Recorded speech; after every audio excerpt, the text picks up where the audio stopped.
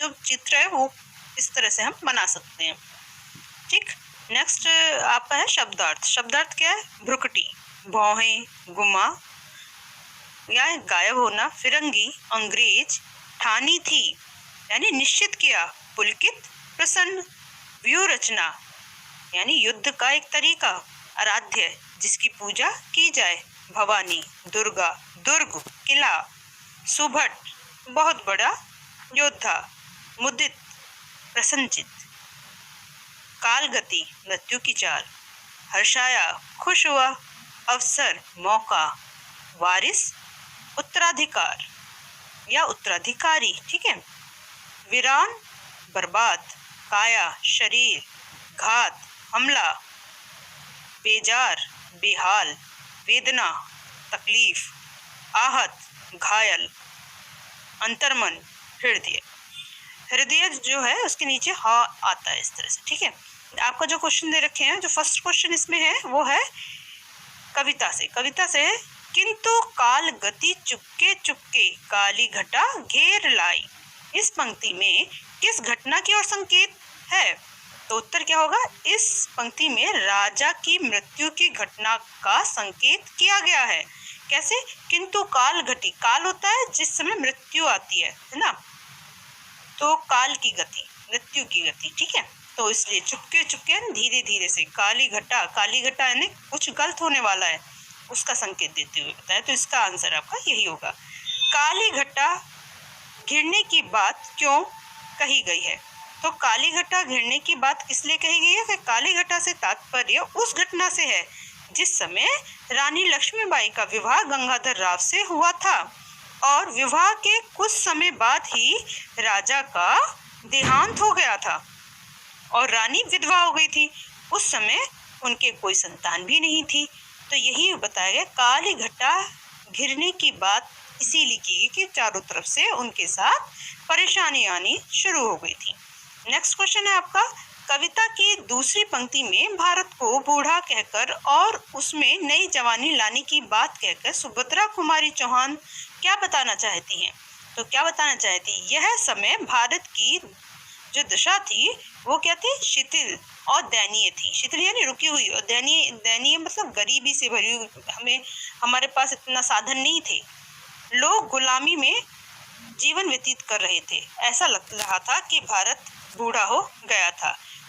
इसका अर्थ यह है कि भारत कुछ नहीं कर पा रहा था। अब नई जवानी का तात्पर्य क्या है? नई जवानी मतलब फिर दोबारा से ताजा हो जाना, फिर दोबारा से ताकत आ जाना। तो उसका अर्थ हुआ स्वतंत्रता संग्राम की क्रांति ने इस बूढ़े भारत में उत्साह की लहर दौड़ा दी या दौड़ गई। सुभद्रा कुमारी चौहान यही कहना चाहती हैं कि भारत में एक नया उत्साह उत्पन्न हुआ। ठीक, नेक्स्ट क्वेश्चन है आपका। अच्छा, इसके बीच में एक क्वेश्चन था, थर्ड क्वेश्चन था, वो था कि आपको इसकी शॉर्ट स्टोरी लिखनी थी। ठीक है, तो वो आप अपने ऑन वर्ड्स में लिख सकते हो, अपने वर्ड्स में भी उसको लिख सकते हैं। जो आपने अभी पूरी किताब की जो आपकी कविता है उसका सारांश आपको लिखना था। ठीक, उससे नेक्स्ट वाला जो क्वेश्चन है वो ये है, क्या दे रखा है? वीर महिला की इस कहानी में कौन कौन से पुरुषों के नाम आए हैं? इतिहास में कुछ अन्य वीर स्त्रियों की कहानियां खोजो। तो जो पुरुष के नाम आए थे वो आए थे नाना धंधुपंत, तात्या टोपे, अली मुल्ला, ठीक, अहमद शाह, ठाकुर कुंवर सिंह आदि। और वीर स्त्रियां कौन से अगर हम ढूंढते हैं तो कौन कौन सी थी? पुत्तूर की रानी चेन्नम्मा, रानी गिडाल, चित्तौड़ की रानी पद्मावती, पन्नाधाय जिसकी स्टोरी आपने बचपन में भी पढ़ी होगी, तो आदि। अब क्या है, जो मैं क्वेश्चन आपको फोर्थ वाला बता रही थी वो कुछ आप बच्चे इस तरह से कर सकते हैं। आप अपने जो झांसी की रानी का सारांश है वो इस प्रकार से आप दे सकते हैं। कैसे? झांसी की रानी को हम रानी लक्ष्मीबाई कहते हैं। उनके नाना उन्हें प्यार से छबीली कहते थे।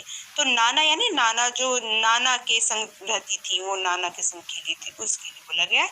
उनका जन्म 19 नवंबर 1835 में हुआ था। उनका विवाह झांसी के राजा के साथ हुआ था। विवाह के कुछ ही दिनों बाद उनके पति की मृत्यु हो गई थी। रानी लक्ष्मीबाई हमारे देश के लिए खूब लड़ी और मर्दों की तरह से लड़ी थी। ठीक, उन्होंने कई अंग्रेजों को अपनी तलवार से मार भगाया। उन्होंने भारतवासियों, ये भारतवासियों नहीं, वासियों, छोटी की मात्रा इसमें आएगी, ये यहाँ पर गलत लिखा गया है। भारतवासियों के दिलों में लड़ने की ज्योति जगाई। उनकी मृत्यु 17 जून 1857 में हुई थी।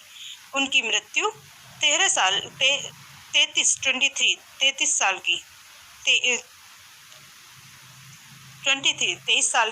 साल पर हुई थी।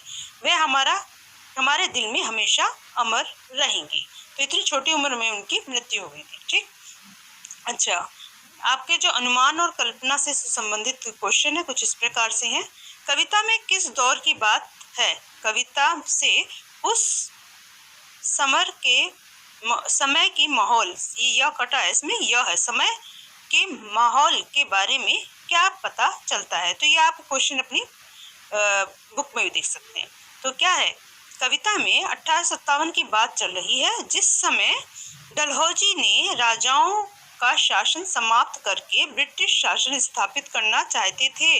उस समय की ये बात है। सुभद्रा कुमारी चौहान लक्ष्मीबाई को मर्दानी क्यों कहती हैं? क्योंकि उन्होंने अपनी जो कविता है उसमें मर्दानी वर्ड, खूब लड़ी मर्दानी वर्ड यूज करा है। तो ऐसा उन्होंने क्यों कहा है? क्योंकि रानी लक्ष्मीबाई को मर्दानी इसलिए कहा गया है क्योंकि मर्दानी यानी मर्द यानी आदमी, देखो ब्रैकेट में लिखा हुआ है ना, मर्द यानी आदमी। ठीक है, वेशभूषा पहना करती थी और युद्ध में भी मर्दों की तरह ही लड़ती थी। उनमें मर्दों के सभी गुण थे, यानी जो आदमी कार्य करते थे वो सारा कार्य वो एक स्त्री होते हुए पूरा करती थी। उनके लिए मर्द वर्ड इसलिए यूज किया गया है। अब देखो, खोजबीन आपके में आता है। एक खोजबीन होता है कि हम किसी कार्य को इस तरह से एक्टिविटी पूर्वक करना, तो उसको आप कैसे कर सकते हो?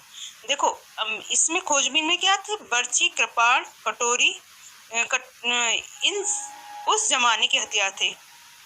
आजकल के हथियारों के नाम पता करो। तो एक एक्टिविटी है। इसमें आप क्या कहते हैं? युद्ध में लड़ने वाले औजार जो इस समय के हैं ना, तो इस समय जो तोप, बम है ना, मिसाइल और गन, ये सब क्या है? ये इस समय के औजार हैं।